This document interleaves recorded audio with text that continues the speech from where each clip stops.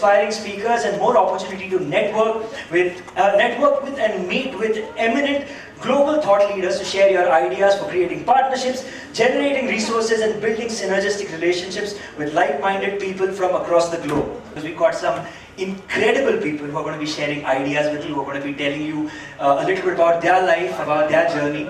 And of course, after that, we have the opportunity where you guys get to interact with our speakers and with each other. This is a phenomenal networking opportunity for everybody in the room, and of course, a place to learn something from some incredible people. Let's welcome our second speaker up on stage now. Now here's a man whom you've seen on television for many, many years. Whether you've been afraid of him, whether you like him, you hate him, his persona at least on screen, he's got an absolutely incredible journey and he's going to share it with all of you here. Of course, you've seen him for about 11 years, is that right? 11 years on MTV Roadies, scaring kids all across the country. And he's done a lot more since then. He's actually acted in a couple of movies. He's released his autobiography, which was called Rear View, My Roadies Journey, which was published in 2013. He was in Tees Maar Khan and Jhoota Hi Sahi. And he was also nominated for the Best Singer Award at GMA Awards in 2012. I saw him putting his head down. Okay, let's keep the music part of it away. What's going on right now with him is he's got a fantastic new company that he launched about a couple of years ago. It's called Monozygotic. He's going to tell you a little bit about why it's called that. He was telling me outside just a little while ago. But without any delay, let's give a massive round of applause and welcome on stage our second speaker. He's not going to come until I hear you applaud really loud. Come on, let's get that going. Mr. Raghu Ram! Okay, you have a mic? There you go. Thank you. Monozygotic is the biological term for identical twins from one zygote. Monozygotic. It's we've extended it to say cut from the same cloth, birds of the same feather. It's people who think alike. Monozygotic. We are a startup. Are we successful? I don't know. We're a startup. It's called Success in the 21st Century. I'm gonna pretend that I'm a success for two reasons. One, you asked me to speak here. Two, it works for the thought that I'm gonna put forward. Let's assume I'm successful, okay? But instead of my life story, I'll give you a mantra of success, okay? But there's not one mantra of success, there are many different mantras of success. That's what I had to say. Thank you. Okay, I'll give you one mantra of success. But you will realize that when I end the talk, that's all I had said. There are different routes to success, but here's the deal. I'm giving you a mantra of success. It's not the mantra of success. It's not my mantra of success necessarily. It's a mantra of success. If you want to be successful, do not listen to your elders. I mean it. Your parents were wrong. Your teachers lied to you. Schools only got in the way of your education. I will explain this controversial statement in a while. In the meantime, I'll tell you a little more about Monozygotic. We're, like I said, a startup. We just started 2 years ago. All we've done is our first foray into fiction, called Aisha, My Virtual Girlfriend, ended up winning a lot of awards internationally, so that's good. The second thing that we're doing is a reality show for MTV called Dropout Private Limited. Dropout Private Limited is the world's first startup reality show where we actually form a startup live on television. And like the show, this talk that I'm giving you has my theories about success, which I have gained through my personal experience. I was a very bad student in school. Rajiv and I, my twin brother and I, we were both below average. We were very good at English and history, both of us, because they were stories. We consumed them as stories. We were good at stories or storytelling. We were interested in it, but our educational system completely missed that. Completely missed that. Our schools teach the same thing to all the students in the same way, irrespective of personal capabilities or strengths.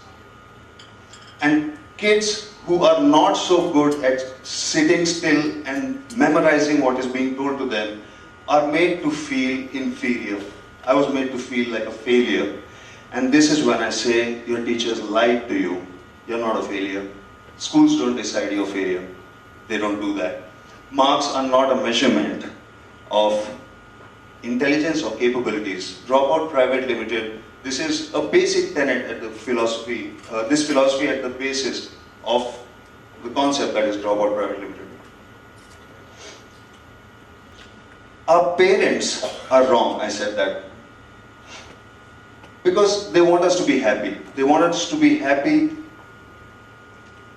And sometimes there's also a stupid concept of prestige. They want to brag about their son's education. If the son is doing engineering, they're happy and proud. If not, they're ashamed. I'm not saying parents don't want you to be successful. But their understanding of success, their understanding of happiness is different from yours. It's based on when they were starting out in their careers, when they were getting married. At that time, being an engineer, being a doctor, was at the epitome of success. That's as high as you could go. So they feel that that's, if my son is even studying engineering. I meet so many students, they say, sir, I want to be a musician or a writer or an actor or a, whatever. What are you doing? Engineering. Why? My parents want me to do it. That's why they're doing it. The opposite of, when I say you should not listen to your elders, I don't mean disobey them. The opposite of obedience is not disobedience, it is independent thinking. My mantra of success is think for yourself. Think what are your strengths. I had to find my own strengths. Actually, I am successful and happy precisely because I was a bad student. If I was a good student, I'd be an engineer right now. I would. My parents said, "Bete, take up science." Why? You're eligible for it. I don't want it. Science, beta. You please take it. Because later on, if you don't like science, you can go to the humanities, but you can't do the other. They were right in their own way, They were not trying to make me unhappy. They just wanted to be safe. This safety is a problem. This safe thinking is a problem that our parents have, that this generation does not have and should not have. Because I was a bad student. Look at our schools. They are designed to find the top 5%. In 12th, if you get 93%, you're not good enough for admission into any of the top colleges. Their cutoff started 96 onwards. Because I was a bad student, I had to find a career for myself. And I found that I had strengths that worked. I started off as a sport boy actually, in 1995. I found that I had great determination, I had independent thinking, and I had a passion. I worked with a passion, and I could work a lot. These are traits that my school completely missed. These are my strengths, but the school always focuses on my weakness. No, he's good in history and English, but maths he's failing. No, he will not pass, he will fail if he does not also pass geography. Our officers do that too, and this is a trap. Self-appraisal. They will ask you, rate yourself on KRS, etc. Areas of self-improvement. Why should I improve myself on the areas that I'm weak in? Why don't I play on my strengths? It's like saying Sachin Tendulkar, great batsman, he is failing in chemistry. Or this entrepreneur, so many like unicorns in India and all over the world, they're not getting passing marks in Sanskrit. No, why do you have to focus on your weakness? Why don't you play on your strengths? And that is what a startup is. That is what entrepreneurs do.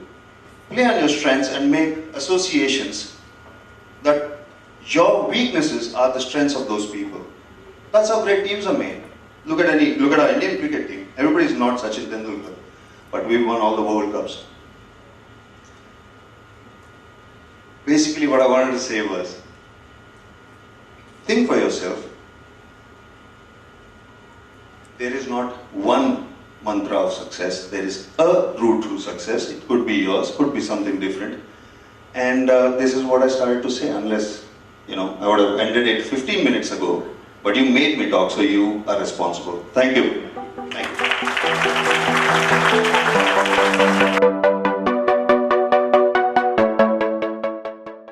Thank you everybody for making Esperance 2.0 bigger, better, and more glamorous. See you in Esperance 2.1, which is happening on the 8th of December. So until we meet again, adios.